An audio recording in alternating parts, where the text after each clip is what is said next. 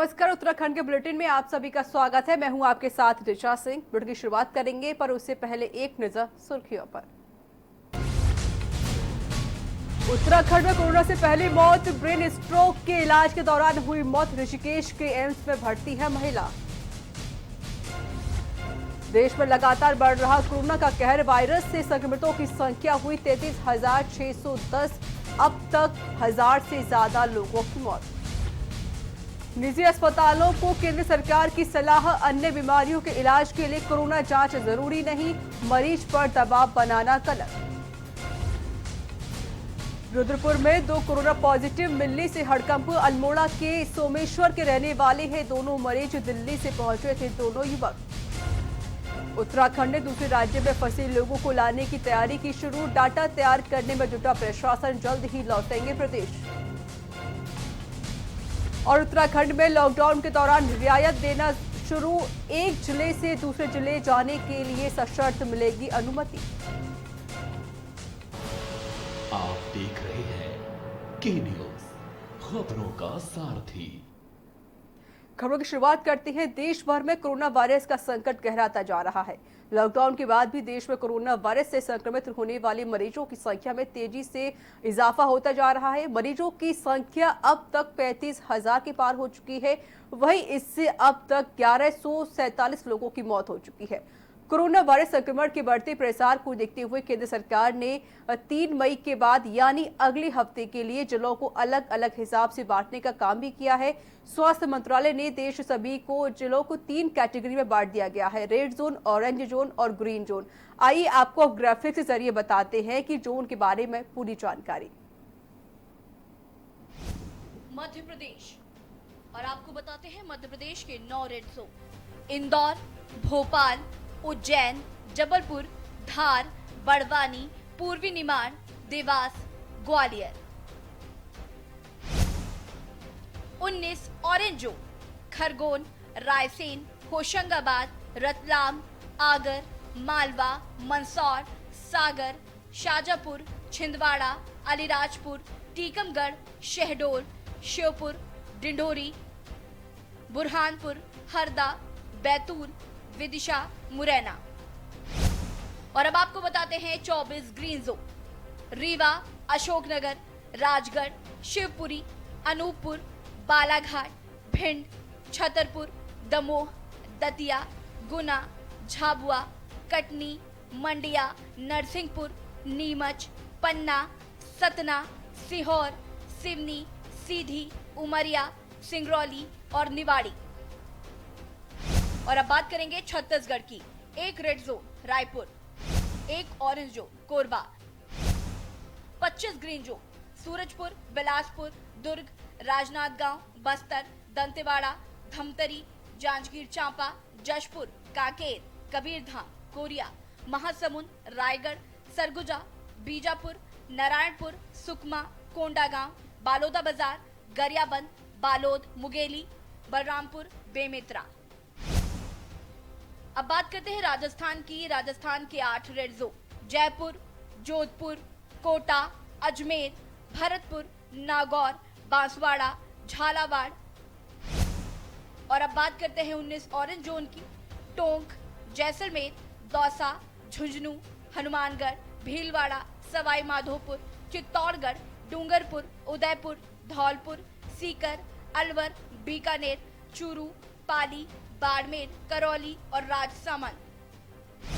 6 green zone: बारा, बूंदी, गंगानगर, जालौर, सिरोही, प्रतापगढ़। और अब बात करते हैं महाराष्ट्र की, जहां के 14 red zone: Mumbai, Pune, Thane, Nashik, Palghar, Nagpur, Solapur, Yavatmal, Aurangabad, Satara, Dhule, Akola, Jalgaon, Mumbai, suburban. 16 orange zone: Raigad, Ahmednagar, Amravati, Buldhana, Nandurbar, Kolhapur, Hingoli, Ratnagiri, Jalna, Nanded, Chandrapur, Parbhani, Sangli, Latur, Bhandara, Beed. 6 green zone: Osmanabad, Washim, Sindhudurg, Gondia, Gadchiroli, Wardha. और अब बात करते हैं उत्तर प्रदेश के 19 रेड जोन की। आगरा, लखनऊ, सहारनपुर, कानपुर, मुरादाबाद, फिरोजाबाद, गौतम बुद्ध नगर, बुलंदशहर, मेरठ, रायबरेली, वाराणसी, बिजनौर, अमरोहा, संत कबीर नगर, अलीगढ़, मुजफ्फरनगर, रामपुर, मथुरा, बरेली। और अब 36 ऑरेंज जोन की बात करते हैं। गाजियाबाद, हापुड़, बागपत, बस्ती, बदायूं, संभल, औरैया, शामली, सीतापुर, बहराइच, कन्नौज, आजमगढ़, मैनपुरी, श्रावस्ती, बांदा, जौनपुर, एटा, कासगंज, सुल्तानपुर, प्रयागराज, जालौन, मिर्जापुर, इटावा, प्रतापगढ़, गाजीपुर, गोंडा, मऊ, भदोही, उन्नाव, पीलीभीत, बलरामपुर, अयोध्या, गोरखपुर, झांसी, हरदोई, कौशाम्बी। 20 ग्रीन जोन, बाराबंकी, खेड़ी, हाथरस, महाराजगंज, शाहजहांपुर, अंबेडकर नगर, बलिया, चंदौली, चित्रकूट, देवरिया, फर्रुखाबाद, फतेहपुर, हमीरपुर, कानपुर देहात, कुशीनगर, ललितपुर, महोबा, सिद्धार्थनगर, सोनभद्र और अमेठी। और अब बात करते हैं उत्तराखंड के रेड जोन की। हरिद्वार, 2 ऑरेंज जोन, देहरादून और नैनीताल। 10 ग्रीन जोन, उधम सिंह नगर, अल्मोड़ा, पौड़ी गढ़वाल, बागेश्वर, चमोली, चंपावत, पिथौरागढ़, रुद्रप्रयाग, टिहरी गढ़वाल और उत्तरकाशी। पिथौरागढ़ में लॉकडाउन के चलते जहां पहले से ही किसानों की कमर टूटी हुई है, वहीं पहाड़ का मौसम भी किसानों की कमर तोड़ने का काम कर रहा है। बेमौसमी बरसात और ओलावृष्टि ने रबी की फसलों के साथ ही बागवानी को भी चौपट कर दिया है। पहाड़ों में बारिश रुकने का नाम नहीं ले रही है। बारिश और ओलावृष्टि ने अब तक हजारों हेक्टेयर खेती चौपट कर डाली है। गौरतलब है कि लॉकडाउन के चलते इस बार किसान समय पर अपनी फसल नहीं काट पाए हैं और साथ ही फसल कटाई के लिए मजदूर भी नहीं मिल रहे हैं। वहीं पिथौरागढ़ कृषि अधिकारी का कहना है कि किसानों को हुए नुकसान का आकलन किया जा रहा है। आकलन करने के बाद रिपोर्ट तैयार कर शासन को भेजी जाएगी।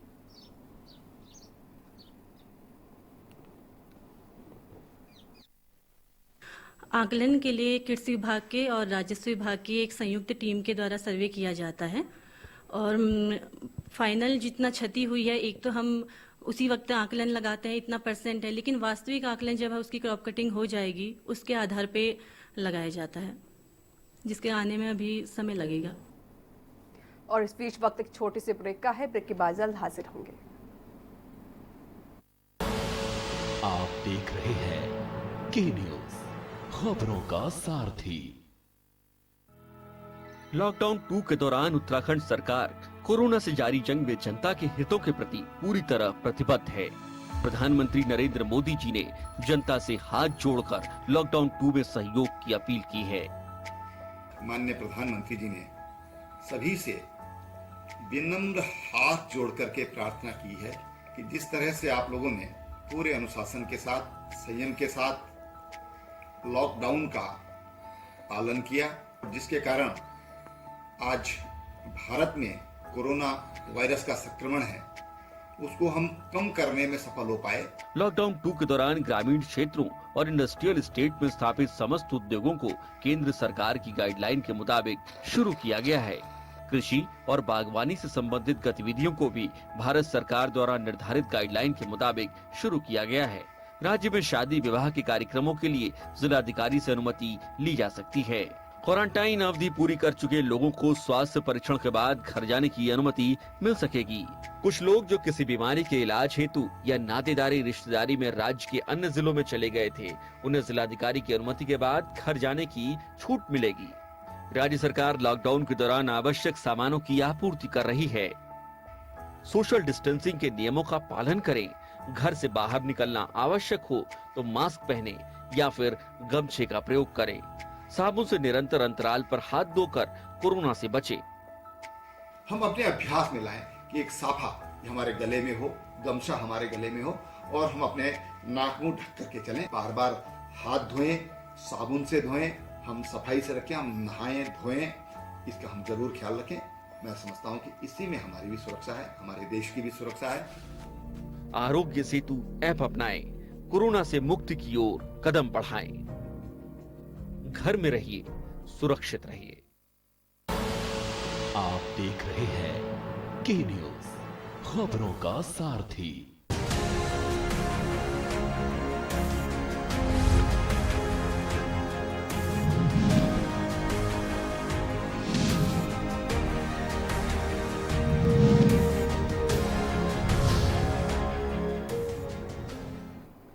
ब्रेक के बाद एक बार फिर से आप सभी का स्वागत है। खबरों में आगे बढ़ते हैं। सितारगंज को नगरपालिका राजस्व एवं पुलिस प्रशासन के साथ मिलकर शहर में बिना मास्क बेवजह घूमने वाले, तंबाकू बेचने वाले, कूड़ा करकट रोड पर फेंकने वालों के चालान किए गए और 2600 रुपए का राजस्व वसूला गया।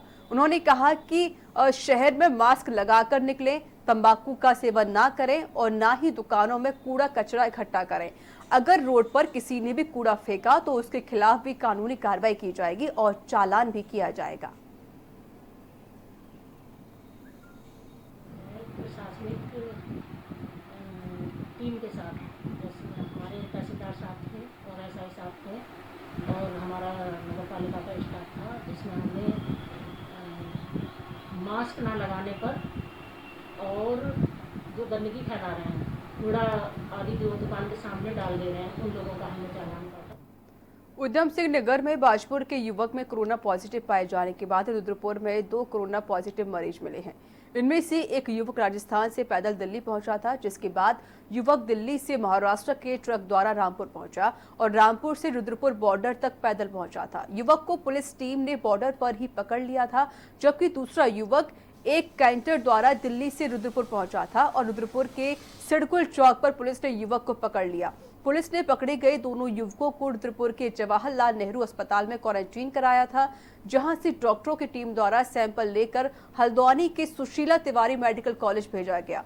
दोनों युवकों की जांच रिपोर्ट पॉजिटिव आई है। दोनों कोरोना पॉजिटिव युवक अल्मोड़ा के सोमेश्वर के रहने वाले बताए जा रहे हैं। दोनों की हिस्ट्री जो है, ये बाहर हमारे जो ज़िले का बॉर्डर है उस पर ये लोग उतरे थे और वहाँ से पैदल जा रहे थे और पुलिस ने अपनी सतर्कता दिखाते हुए इन लोगों को पकड़ा था और ज़िला अस्पताल लेके आए थे। वहाँ पे इन लोगों की सैंपलिंग हुई थी और उसमें जो है 2 लोग पॉजिटिव आए और एक और डेवलपमेंट है, इसमें से 3 लोग इनके साथ और थे। कांग्रेस प्रदेश मुख्यालय देहरादून में प्रदेश अध्यक्ष प्रीतम सिंह ने प्रेस वार्ता की, जिसमें उन्होंने उत्तराखंड के बाहर फंसे लोगों के विषय में राज्य सरकार पर जमकर हमला बोला। प्रदेश अध्यक्ष प्रीतम सिंह का कहना है कि बुधवार को कांग्रेस का 7 सदस्यीय प्रतिनिधिमंडल मुख्यमंत्री त्रिवेंद्र सिंह रावत से मिलने गया था, लेकिन सीएम त्रिवेंद्र सिंह रावत ने मुलाकात नहीं की, जिस पर उन्होंने नाराजगी व्यक्त करते हुए कहा कि राज्य सरकार की ओर से बाहर फंसे लोगों को वापस लाने के लिए कोई प्रयास नहीं किया जा रहा है। कांग्रेस की ओर से एक ऐप तैयार किया गया था, जिसमें करीब 21,000 लोगों ने बाहर फंसे होने की जानकारी दी। इसी सूची को मुख्य सचिव को सौंपकर सभी को राज्य वापस लाने की मांग की है। मैं एक चीज आपसे कहना चाहता हूं, क्या आपने राज्य सरकार को कोई कार्य करते हुए देखा है? दिल्ली से जो दिशा निर्देश प्राप्त होते हैं उसके अनुरूप ही सरकार आगे कदम बढ़ा रही है। अपना ना तो सरकार के पास कोई विवेक है, अपने आप सरकार किसी विषय पर चर्चा नहीं कर रही है। ये हालत है। जो कठपुतली का नाच आपने देखा होगा, जो कठपुतली को नचाता है तो कठपुतली वैसे ही एक्ट करती है। और इस बीच वक्त छोटे से ब्रेक का है। ब्रेक के बाद जल्द हाजिर होंगे।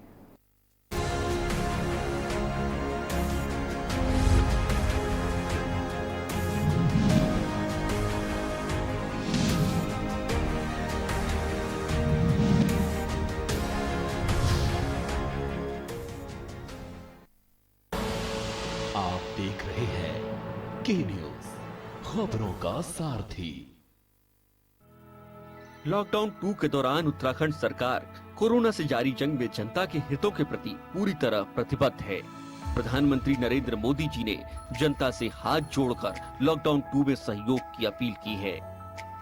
माननीय प्रधानमंत्री जी ने सभी से विनम्र हाथ जोड़ करके प्रार्थना की है कि जिस तरह से आप लोगों ने पूरे अनुशासन के साथ, संयम के साथ लॉकडाउन का पालन किया, जिसके कारण आज भारत में कोरोना वायरस का संक्रमण है उसको हम कम करने में सफल हो पाए। लॉकडाउन 2 के दौरान ग्रामीण क्षेत्रों और इंडस्ट्रियल स्टेट में स्थापित समस्त उद्योगों को केंद्र सरकार की गाइडलाइन के मुताबिक शुरू किया गया है। कृषि और बागवानी से संबंधित गतिविधियों को भी भारत सरकार द्वारा निर्धारित गाइडलाइन के मुताबिक शुरू किया गया है। राज्य में शादी विवाह के कार्यक्रमों के लिए जिलाधिकारी से अनुमति ली जा सकती है। क्वारंटाइन अवधि पूरी कर चुके लोगों को स्वास्थ्य परीक्षण के बाद घर जाने की अनुमति मिल सकेगी। कुछ लोग जो किसी बीमारी के इलाज हेतु या नातेदारी रिश्तेदारी में राज्य के अन्य जिलों में चले गए थे, उन्हें जिलाधिकारी की अनुमति के बाद घर जाने की छूट मिलेगी। राज्य सरकार लॉकडाउन के दौरान आवश्यक सामानों की आपूर्ति कर रही है। सोशल डिस्टेंसिंग के नियमों का पालन करें। घर से बाहर निकलना आवश्यक हो तो मास्क पहने या फिर गमछे का प्रयोग करें। साबुन से निरंतर अंतराल पर हाथ धोकर कोरोना से बचें। हम अपने अभ्यास में लाएं कि एक साफा हमारे गले में हो, गमछा हमारे गले में हो और हम अपने नाक मुंह ढक करके चलें। बार बार हाथ धोएं, साबुन से धोएं, हम सफाई से रखें, हम नहाएं धोएं, इसका हम जरूर ख्याल रखें। मैं समझता हूं कि इसी में हमारी भी सुरक्षा है, हमारे देश की भी सुरक्षा है। आरोग्य सेतु ऐप अपनाएं, कोरोना से मुक्ति की ओर कदम बढ़ाएं। घर में रहिए, सुरक्षित रहिए। आप देख रहे हैं के न्यूज, खबरों का सारथी।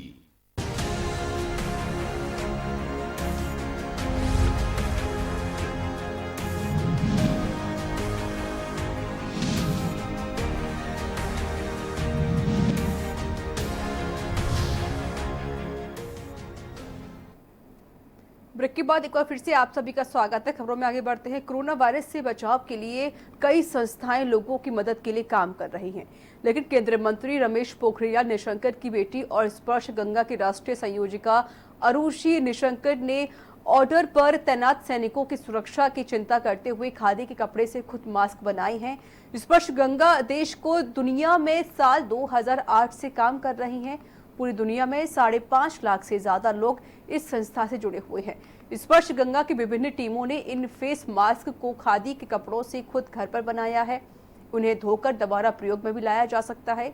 आरुषि निशंक ने कहा कि रक्षाबंधन पर प्रत्येक बहन भाई अपने कलाई पर रक्षा का धागा बांधती हैं और भाई सदैव बहन की रक्षा करने का प्रण लेते हैं। हमारे भाई जो कि जी जान से अपना प्रण निभा रहे हैं, तो फिर हम बहनों का भी धर्म है कि हम उस कलाई को सुरक्षित करें और सदैव हमारी रक्षा के लिए तत्पर तैयार करती रहें। इसलिए हमारी टीम ने 10,000 mask armed force clinic Delhi को भेजे हैं। सेना के जो डॉक्टर एवं सैनिक हमारी सुरक्षा के लिए लगातार खड़े हैं, ये मास्क उन्हें उपलब्ध कराए जाएंगे।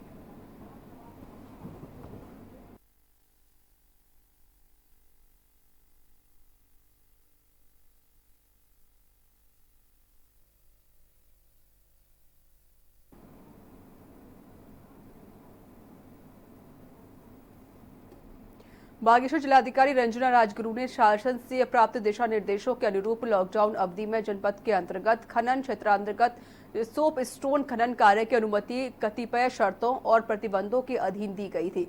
जिलाधिकारी द्वारा इस संबंध में जनपद के अंतर्गत संचालित सोप स्टोन माइनों को कोरोना वायरस से संक्रमण के दृष्टिगत दी गई सशर्त अनुमति का अनुपालन सुनिश्चित कराने के लिए संबंधित उप जिलाधिकारियों और उप निदेशक खनन को औचक निरीक्षण करने के निर्देश दिए गए हैं। इसी क्रम में संबंधित तहसीलों द्वारा अपने अपने क्षेत्र के संचालकों को हो रही माइंस का औचक निरीक्षण किया गया, जिसमें माइंस प्रतिनिधियों को सोशल डिस्टेंसिंग के अनुरूप कार्य कराने और बिना मास्क के श्रमिकों से कार्य न कराए जाने के साथ साथ श्रमिकों का साप्ताहिक स्वास्थ्य परीक्षण कराए जाने के कड़े निर्देश दिए।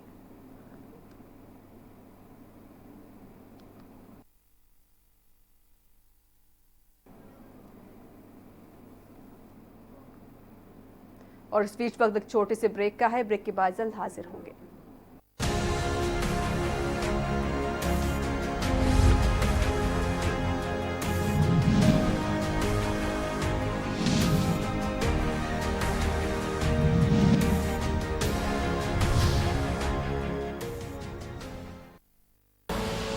आप देख रहे हैं के न्यूज, खबरों का सारथी।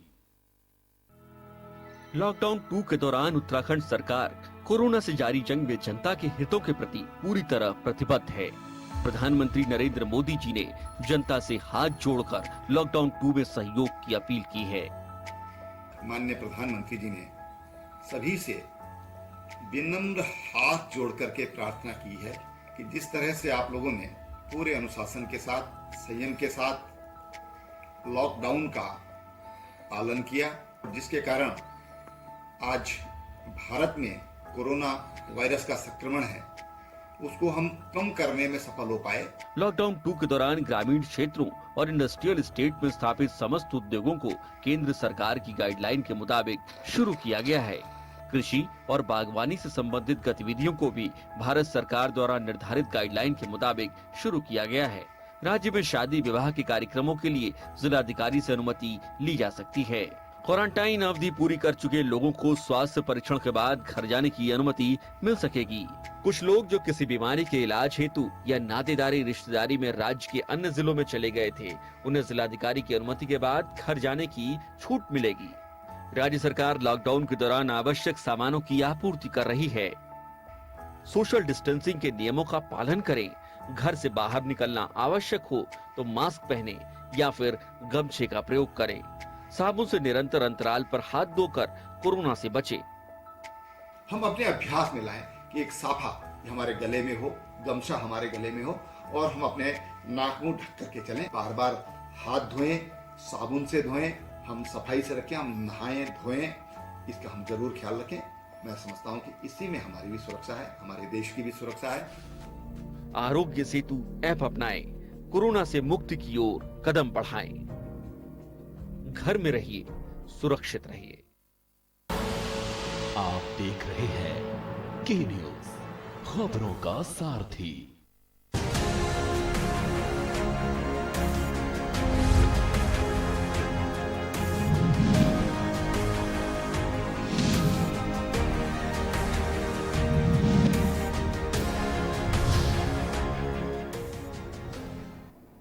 ब्रेक के बाद स्वागत है। खबरों में आगे बढ़ते हैं। बागेश्वर जिलाधिकारी रंजना राजगुरु ने विभिन्न कार्यदायी संस्थाओं के साथ शासन द्वारा कोरोना वायरस संक्रमण के दृष्टिगत जारी की गई गाइडलाइन के अनुरूप उनके द्वारा प्रदत्त 323 निर्माण कार्यों की भौतिक प्रगति के संबंध में कलेक्टर सभागार में समीक्षा बैठक की। बैठक में जिलाधिकारी ने संबंधित कार्यदायी संस्थाओं के अधिकारियों को स्पष्ट निर्देश दिए कि शासन द्वारा निर्गत दिशा निर्देशों के अनुरूप सोशल डिस्टेंसिंग और सैनिटाइजेशन जैसे पहलुओं को ध्यान में रखते हुए निर्माण कार्य का निष्पादन सुनिश्चित किया जाए।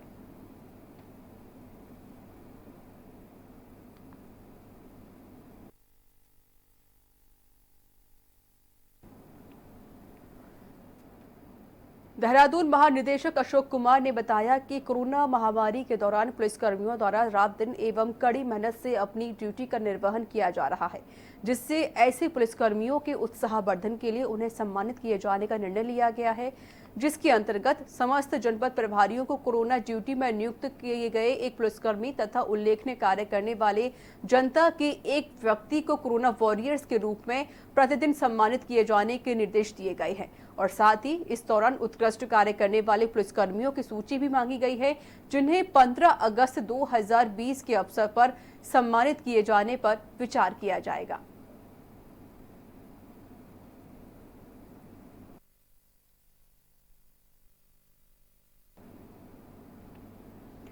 तो इसी के साथ उत्तराखंड के बुलेटिन में इतना ही। नमस्कार।